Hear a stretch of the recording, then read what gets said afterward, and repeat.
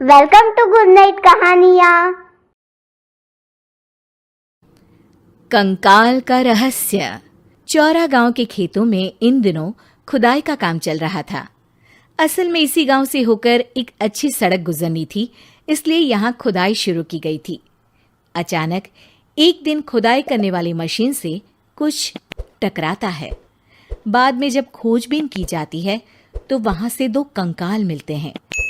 Police गांव के लोगों से पूछताछ शुरू करती है। आप लोगों को क्या लगता है ये किसके कंकाल हो सकते हैं? अरे साहब, हमें क्या पता ये किसके कंकाल है, आप ही लोग पता लगाइए। हम लोग तो बहुत ज़्यादा डरे हुए हैं। हाँ, हमारी फॉरेंसिक टीम अभी आ रही है। ये बताओ कि इस गांव के रहने वाला कोई जोड़ा गायब तो नहीं ना? क्योंकि शुरुआती जांच में तो ये बात सामने आ रही है कि एक कंकाल किसी पुरुष का है तो एक किसी महिला का। साहब, हमें तो बहुत डर लग रहा है। ऐसे कंकाल मिलने का मतलब गांव के आसपास ही किसी की हत्या हुई है या फिर किसी को जलाकर मार डाला गया है। हाँ साहब, हम अपने परिवार को लेकर बहुत ही ज़्यादा परेशान हैं। देखिए, आप लोगों की परेशानी हम समझ सकते हैं, लेकिन आप लोगों को पुलिस का सहयोग करना होगा, क्योंकि आपके सहयोग के बगैर हम ये पता नहीं लगा सकते हैं कि आखिर ये किसके कंकाल है और इनकी हत्या किसने की। ठीक है साहब, गांव के लोग आपका पूरा सहयोग करेंगे।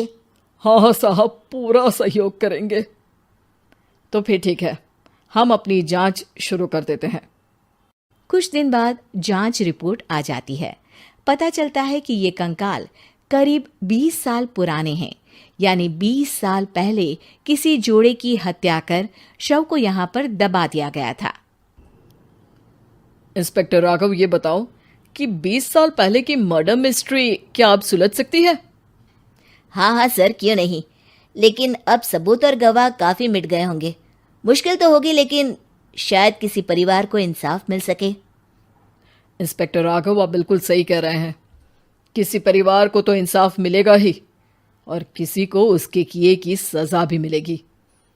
जी सर, मैंने तो जांच शुरू भी कर दी है।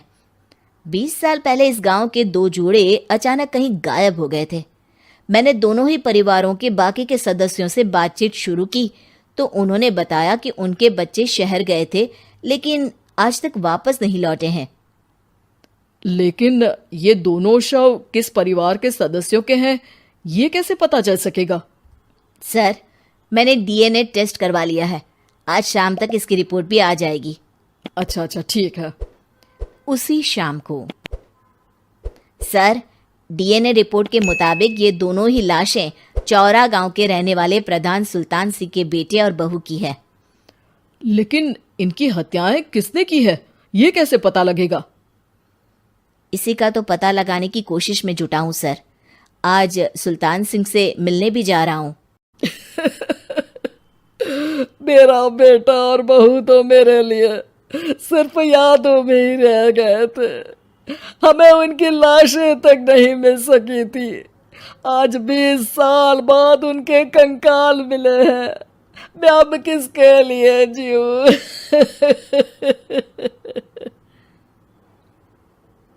लेकिन सर, क्या आपकी किसी से कोई दुश्मनी थी? अपने बेटे बहू की हत्या के लिए आप किसे जिम्मेदार मान रहे हैं? अब मैं किसका नाम बोलूं?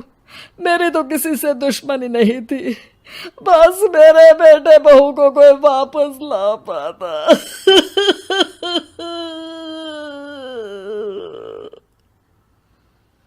इसके बाद सुल्तान सिंह फूट फूट कर रोना शुरू कर देते हैं।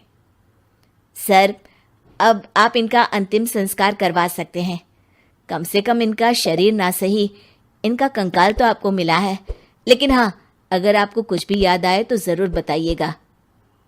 मेरी तो बेटा अब उम्र हो गई है, लेकिन मेरे बेटे और बहू के हत्यारों का ज़रूर पता लगाइएगा, क्योंकि जब तक हत्यारे पकड़े नहीं जाएंगे मेरा मन नहीं मानेगा। सर, हमारी पूरी कोशिश रहेगी हत्यारे को पकड़ने की। लेकिन एक बात बताइए, उस वक्त आपको किस पर शक गया था?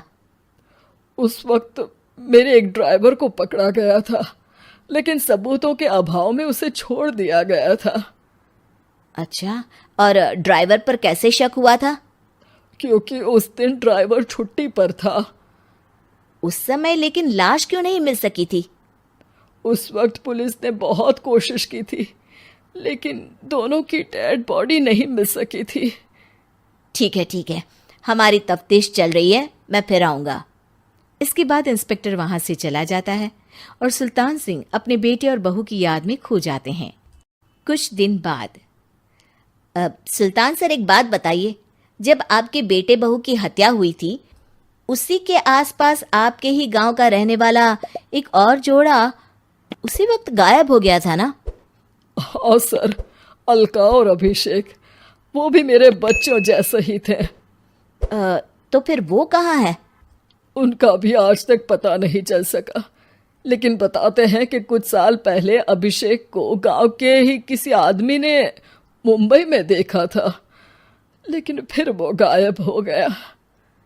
यानी अभिषेक और अलका की हत्या नहीं हुई थी, बल्कि उन्होंने किसी वजह से खुद ही गांव छोड़ दिया था। हाँ, हो सकता है, क्योंकि अभिषेक मेरे बेटे संतोष का अच्छा दोस्त था और उसका मेरे घर भी आना जाना लगा रहता था। हो सकता है कि उसने मेरे बेटे और बहू के बारे में सुन लिया हो और ये गांव छोड़ दिया हो सकता है। उनके परिवार का कोई अब नहीं रहता क्या इस गांव में? अब तो कोई नहीं रहता। एक चाचा थे, लेकिन उन्होंने भी अपना पुश्तैनी मकान बेच दिया है। वो भी अब कहीं शहर में ही बस गए हैं। ओह, अभिषेक और अलका के बारे में भी पता लगाना होगा। हो सकता है कि वही इस हत्या के बारे में कुछ बता सके। हो तो सकता है, लेकिन वो बेचारे तो खुद ही वक्त के मारे थे, वो क्या बताएंगे। फिर भी सर, जब केस दोबारा खुला है तो जांच तो करनी ही पड़ेगी, और इस बार तो लाशें भी बरामद हुई है। कुछ दिन तक लगातार तफ्तीश चलती रही। एक दिन थाने से सुल्तान सिंह को फोन आता है। हाँ, कौन बोल रहा है? सर, मैं कांस्टेबल तुलाराम बोल रहा हूँ थाने से। आपको थाने आना पड़ेगा। थाने? लेकिन क्यों? सर, किसी की पहचान करवानी है। अच्छा ठीक है, मैं दोपहर तक पहुंचता हूँ। सुल्तान सिंह दोपहर में थाने पहुंचता है। कई पुलिस के अधिकारी वहां मौजूद रहते हैं। सर, आपके बेटे की हत्या का रहस्य आज शायद सुलझ जाए। अच्छा इंस्पेक्टर राघव, पर वो कैसे? सर, उस आदमी को देखिए, क्या वही अभिषेक है? सुल्तान सिंह की आंखों में हैरानी से आंसू आ जाते हैं। हाँ सर, यही अभिषेक है। ये आपको कहाँ से मिला? सिर्फ अभिषेक ही नहीं, बल्कि इसकी पत्नी अलका भी इसके साथ है। मैडम, जरा अभिषेक की पत्नी को लाइए। जैसे ही अलका को पेश किया जाता है, सुल्तान सिंह जमीन पर गिर जाते हैं। सुल्तान सर, क्या हुआ आपको? आप अलका को देखकर गिर क्यों गए? सुल्तान सिंह सर पकड़कर बैठ जाते हैं। ये अलका नहीं, बल्कि ये तो मेरी बहू रितु है। पूरा थाना एक दूसरे का मुंह देखने लगता है। क्या? इसके बाद हर किसी को दो कंकाल और हत्या का रहस्य समझ में आ गया। अभिषेक और रितु ने मिलकर संतोष और अलका की हत्या की थी और लाश को जमीन के नीचे दबा दिया था। आज 20 साल बाद इस हत्या का रहस्य खुल सका था कि अवैध प्रेम संबंध में 2 मासूमों की जान गई थी। हमारी गुड नाइट कहानियाँ को लाइक, शेयर और सब्सक्राइब करना भूलना मत।